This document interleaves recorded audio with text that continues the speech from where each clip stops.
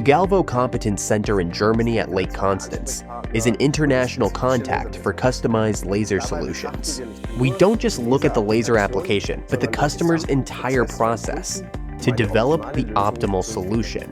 The customer's requirements were simple and faster operation of the chuck. This unit, consisting of a turning device and pneumatic chuck, is designed for higher loads. With a rotary engraving unit with manual chuck, the clamping is done manually. In this version, it is done pneumatically. On the one hand, clamping can be triggered by the operator at the touch of a button, and on the other hand, can be automated by a prepared robot interface, can also be automated afterwards.